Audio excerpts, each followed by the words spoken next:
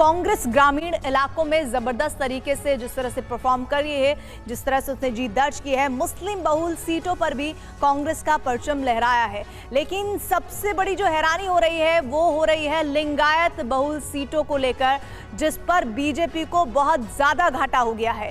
सवाल यह है कि कांग्रेस की इस कामयाबी की वजह क्या है, वो कौन से कारण हैं जिनके चलते कांग्रेस को चुनाव में बड़ी सफलता मिली। आइए इस पूरे आंकड़े को रिपोर्ट के जरिए समझते हैं।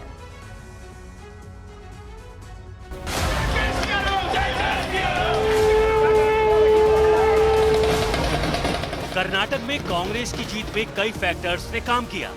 पार्टी को जिताने में सबसे बड़े 4 मुद्दे कांग्रेस की जीत में गारंटी स्कीम, 40% कमीशन सरकार का मुद्दा, नंदिनी वर्सेस अमूल का सवाल और मुस्लिम आरक्षण की बहाली का वादा सबसे आगे रहे। चुनाव से पहले कांग्रेस ने फ्री वाली योजनाओं की एक पूरी सीरीज पेश की। इसका जबरदस्त असर हुआ। कांग्रेस ने इसे गारंटी का नाम दिया। कांग्रेस ने अपनी गारंटी स्कीम के जरिए महिलाओं, गरीबों और बेरोजगार नौजवानों को लुभाने का दांव खेला। कांग्रेस ने बीजेपी पर सबसे बड़ा आरोप 40% कमीशन सरकार का लगाया। कांग्रेस ने इस मुद्दे को इस तरह उठाया जिससे ये ग्राउंड लेवल पर पहुंच गया। इसका कांग्रेस को जबरदस्त फायदा मिला। कर्नाटक की जीत में कांग्रेस की रणनीति भी काफी अहम रही। चुनाव के ऐलान से पहले और प्रचार के दौरान कांग्रेसी खेमा एकजुट दिखा। भारत जोड़ो यात्रा को इस तरह प्लान किया गया कि उसका फायदा चुनाव में हो। पार्टी ने चुनाव के ऐलान से पहले टिकट बंटवारे का फैसला किया। पार्टी में गुटबाजी और नाराजगी को अच्छी तरह मैनेज किया गया। सिद्धरमैया की लोकप्रियता का कांग्रेस को फायदा मिला तो कर्नाटक कांग्रेस अध्यक्ष डी.के. शिवकुमार का मैनेजमेंट काम आया। कांग्रेस अध्यक्ष मल्लिकार्जुन खड़गे खुद कर्नाटक से आते हैं। उनकी वजह से पार्टी को ओबीसी और दलित वोट मिले।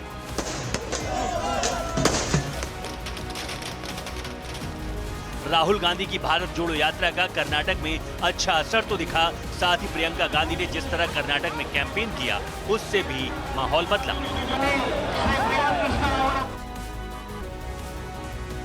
वैसे प्रधानमंत्री की उम्मीदवारी पर राहुल गांधी के नाम पर विपक्षी दलों को तैयार करना ही कांग्रेस की मुश्किल नहीं है। कांग्रेस के लिए आगे की राह दुश्वारियों भरी है। कांग्रेस के सामने कर्नाटक की कामयाबी दूसरे चुनावों में दोहराने की चुनौती होगी। इस पर हमारी अगली रिपोर्ट देखिए।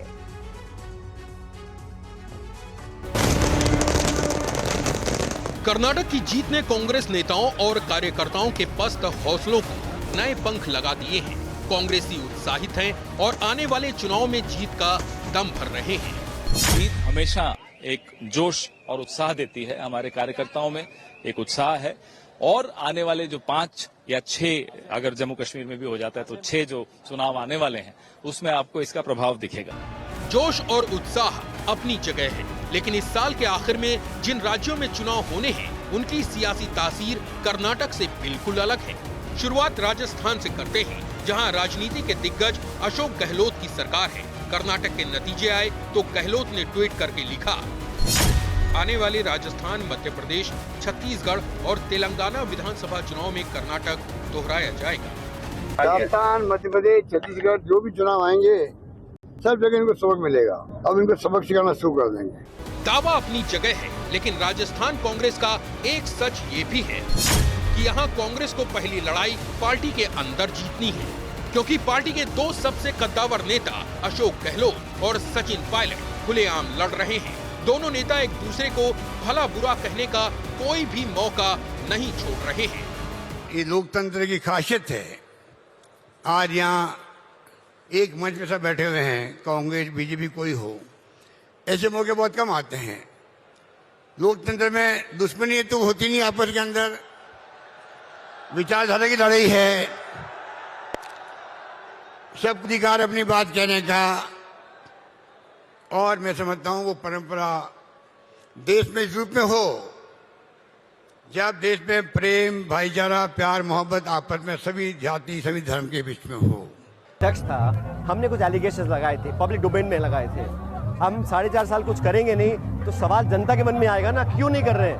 कहीं ना कहीं ये 5-5 साल का जो खेल होता है भाजपा कांग्रेस का, कहीं इसकी जड़ ये तो नहीं है कि आप कुछ करो फिर एक्शन ना लो, फिर आप जीत जाओ, फिर आप हार जाओ। तो ये जो साइकिल 25 साल का बना हुआ है, लोगों के जहन में सवाल उठ सकता है। हमारे विरोधी कह सकते हैं कि हो सकता है कोई अंडरस्टैंडिंग हो।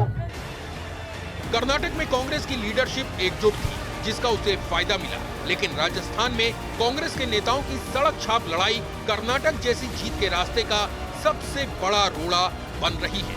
कांग्रेस को उम्मीदें मध्य प्रदेश से भी हैं, जहां वो पिछला विधानसभा चुनाव जीती थी, पर सरकार बरकरार नहीं रख सकी।